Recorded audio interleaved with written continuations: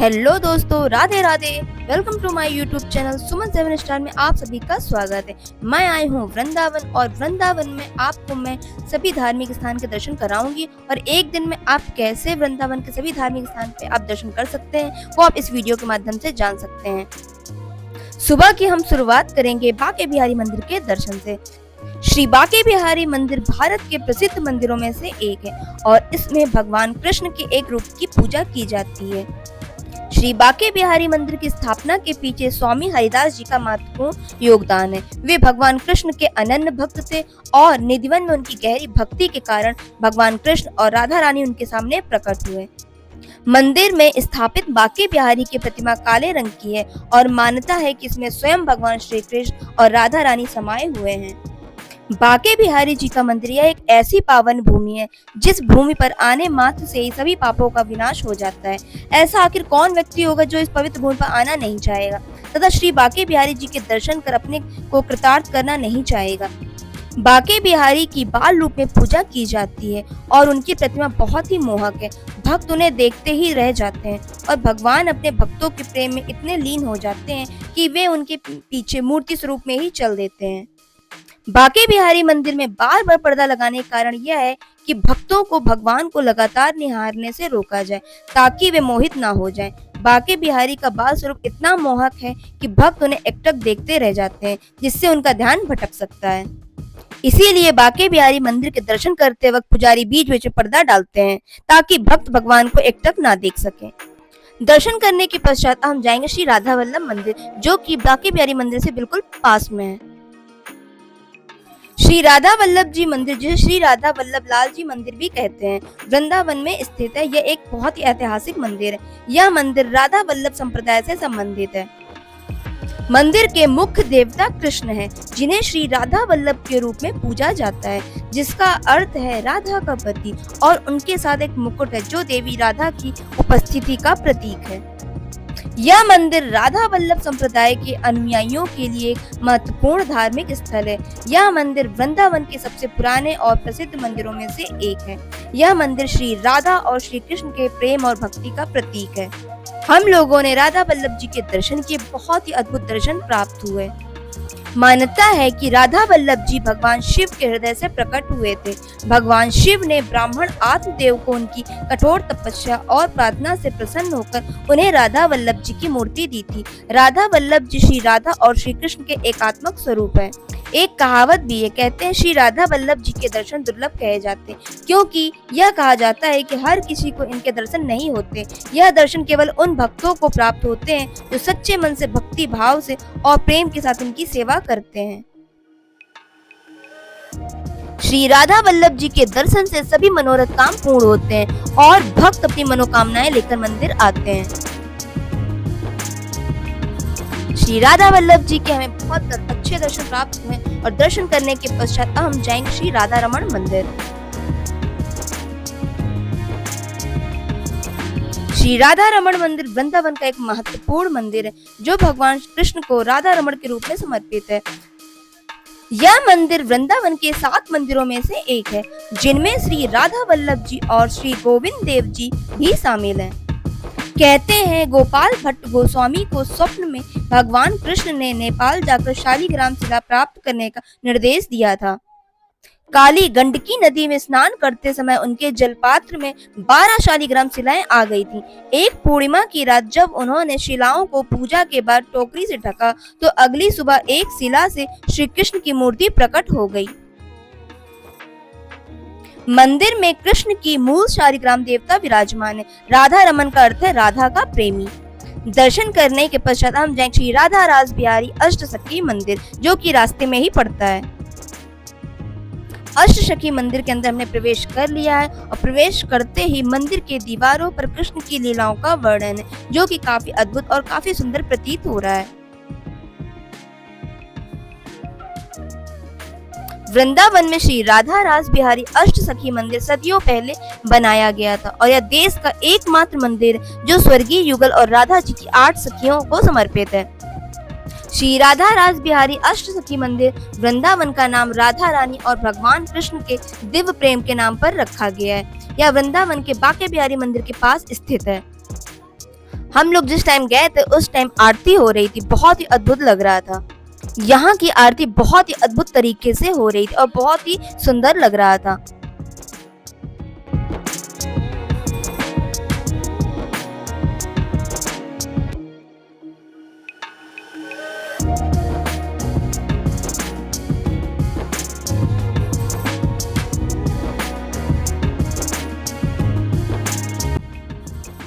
मंदिर के अंदर राधा रानी कृष्ण और राधा रानी की 8 सखियों के दिव्य विग्रहों को देखा जा सकता है, जो चमकदार पोशाक पहने हुए और जिन्हें प्रतिदिन बदला जाता है। बहुत ही भव्य लग रहा था, बहुत ही अद्भुत और सुंदर छवि थी। मंदिर में पूजा प्रतिदिन मंदिर के पुजारी द्वारा पारंपरिक और प्राचीन विधि से की जाती है। इस बोर्ड पर राधा जी की अष्ट सखियों के नाम अंकित हैं। राधा जी की अष्ट सखियों के नाम ललिता जी, विशाखा जी, चित्रा जी, तुंग विद्या जी, इंदुलेखा जी, चंपक लता जी, रंग देवी और सुदेवी जी नाम है। मंदिर की वास्तुकला बहुत ही सराहनीय है और इसे कुशल कारीगरों द्वारा बनाया गया है। मंदिर देखने में जितना विशाल है उतना ही भव्य है। मंदिर को बहुत ही खूबसूरती से सजाया गया है।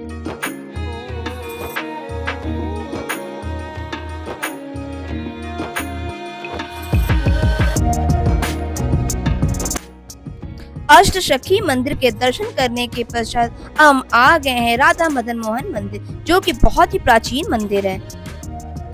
श्री राधा मदन मोहन मंदिर सबसे पुराने और अत्यधिक पूजनीय मंदिरों में से एक है। मंदिर के पीठासीन देवता मदन मोहन है, जो भगवान कृष्ण का एक रूप है, जो मंदिर की केंद्रीय वेदी में अपनी पत्नी देवी राधा और ललिता गोपी के साथ दोनों ओर मौजूद हैं। मंदिर वृंदावन के सबसे पुराने मंदिरों में से एक है।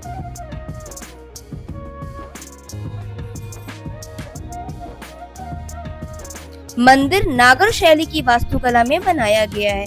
यमुना नदी के तट पर राधा मदन मोहन मंदिर कालिया घाट के पास 50 फीट की ऊंचाई पर स्थित है। यह उत्तर प्रदेश के सबसे लोकप्रिय गोस्वामी मंदिरों में से एक है। यह मंदिर लाल बलुआ पत्थर से अंडाकार आकार में बनाया गया है। लोकप्रिय लोक कथाओं के अनुसार यह राधा मदन मोहन मंदिर 5000 साल पुराना है। कहा जाता है कि मदन मोहन के मूल देवता कमर से नीचे तक कृष्ण जैसा ही है।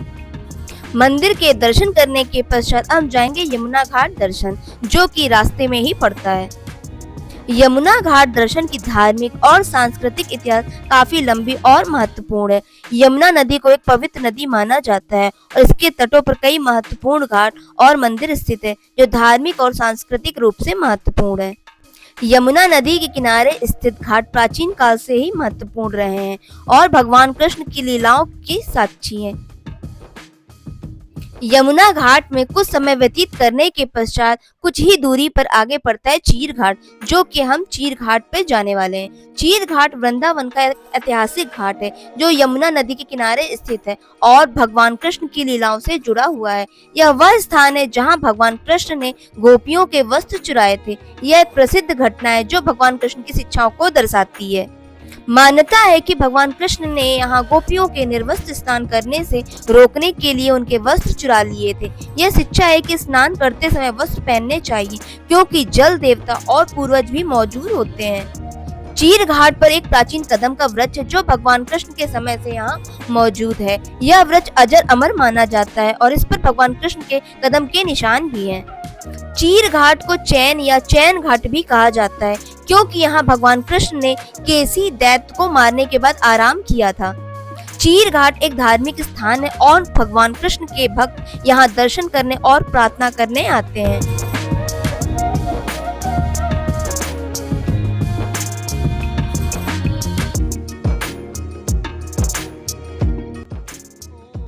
दर्शन करने के पश्चात हम जाएंगे श्री रंगनाथ मंदिर। वृंदावन का यह रंगनाथ मंदिर एक प्रसिद्ध मंदिर है, जो दक्षिण भारतीय वास्तुकला शैली में बना है। इसका निर्माण जैन कारोबारी द्वारा करवाया गया था। यह मंदिर भगवान श्री रंगनाथ अर्थात विष्णु को समर्पित है और यहाँ भगवान को शेष नाग पर लेटा हुआ दिखाया गया है। मंदिर का निर्माण उत्तर भारत में दक्षिण की वास्तुकला शैली के उदाहरण के रूप में किया गया था। यह मंदिर रंगनाथ मंदिर की शैली के नक्शे आधार पर बनाया गया था, जो उनके गुरु आचार्य स्वामी रंगाचार्य द्वारा दिया गया था। मंदिर का निर्माण दक्षिण भारतीय द्रविड़ शैली में किया गया है, जिसमें विशाल गोपुरम और सुंदर कलाकृति शामिल है। रंगनाथ मंदिर में हर साल ब्रह्म उत्सव होता है, जो भगवान रंगनाथ की पूजा और उत्सव के लिए एक महत्वपूर्ण कार्यक्रम है। यह उत्सव होली के बाद शुरू होता है और 10 दिनों तक चलता है। इस दौरान भगवान रंगनाथ विभिन्न वाहनों पर सवार होकर भक्तों को दर्शन देते हैं। तो हम लोग उसी टाइम गए थे और आप देख सकते हैं यहाँ पर हाथी की सवारी निकल रही। यह बहुत ही सुंदर दृश्य था। हम लोगों ने गजराज के दर्शन किए, उनके पैर छुए, काफी अच्छा लगा हम लोगों को उनके दर्शन करके।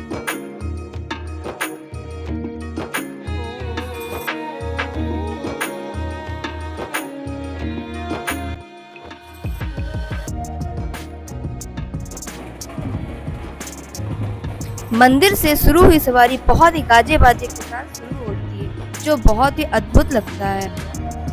ब्रह्म उत्सव की शुरुआत से पहले भगवान रंगनाथ जी का आवाहन, पूजन अर्चन किया जाता है। पूजा अर्चना के बाद उन्हें पालकी में विराजमान किया जाता है। ब्रह्म उत्सव के दौरान भगवान रंगनाथ को एक स्वर्ण विमान में विराजमान किया जाता है, जिसे पूर्ण कोटि कहा जाता है। इस विमान में भगवान के दर्शन करने से भक्तों की मनोकामनाएं पूरी होती हैं। भगवान रंगनाथ, जो कोई और नहीं बल्कि कृष्ण हैं, उनके दूल्हे बनकर उनकी प्रार्थनाओं का उत्तर देते हैं। श्री रंगनाथ मंदिर में भगवान कृष्ण दूल्हे के रूप में अपनी छड़ी के साथ मौजूद हैं। रंगनाथ मंदिर का ब्रह्म उत्सव स्थानीय लोगों के लिए एक विशेष महत्व रखता है।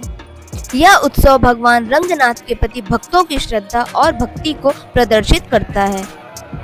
भगवान रंगनाथ जी के इस स्वरूप को हमको दर्शन प्राप्त हुए, बहुत ही अद्भुत दर्शन मिले हमें। दर्शन करने के पश्चात हम जाएंगे प्रेम मंदिर, जो कि बहुत ही खूबसूरत मंदिर है।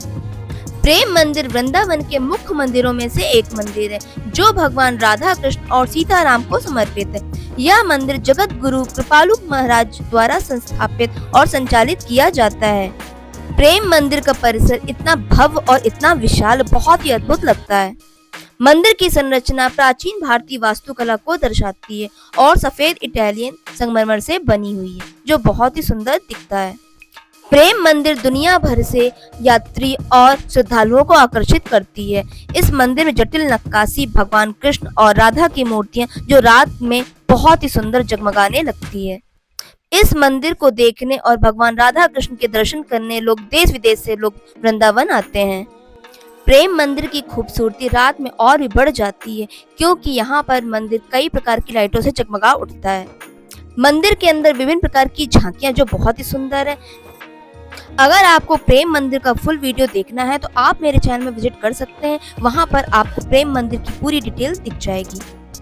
प्रेम मंदिर दर्शन करने के पश्चात हम जाएंगे इस्कॉन मंदिर, जो कि प्रेम मंदिर के बगल में ही बना हुआ है।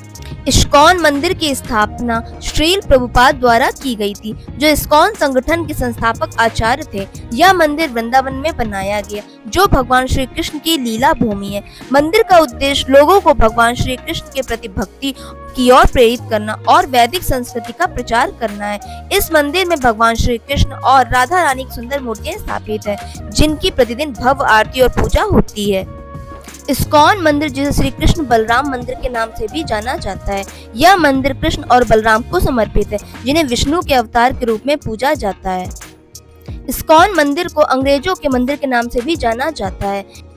इसका कारण यह है कि वृंदावन इस्कॉन के संस्थापक श्रील प्रभुपाद ने अमेरिका में इस्कॉन की स्थापना की थी और वहां के लोग बड़ी संख्या में इस्कॉन मंदिर आते हैं। इस्कॉन मंदिर के दर्शन करने के पश्चात हम जाएंगे निधिवन मंदिर।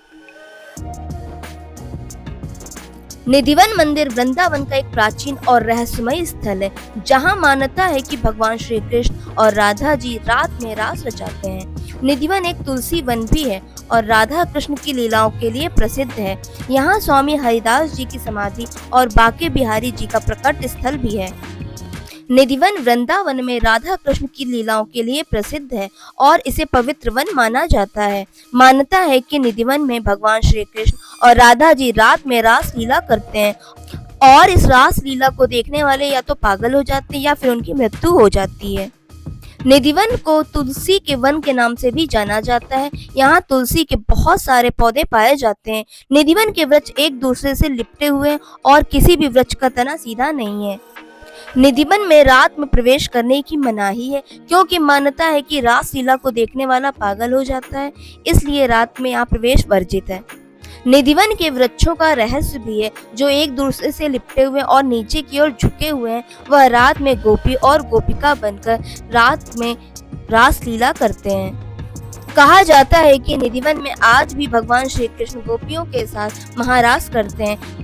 निधिवन में बने भगवान के रंग महल में राधा जी के श्रृंगार के लिए रात्रि में रखे गए श्रृंगार की वस्तुएं सुबह रंग महल खोलने पर देखते हैं तो रखा गया श्रृंगार का सामान इस्तेमाल मिलता है। निधिवन वृंदावन का एक महत्वपूर्ण धार्मिक स्थल है, जो भगवान कृष्ण और राधा की रासलीला और स्वामी हरिदास जी के संगीत के लिए जाना जाता है। यहाँ हमेशा संगीत का कार्यक्रम चलता रहता है। हर श्रद्धालु संगीत और भक्ति में डूबे रहते हैं।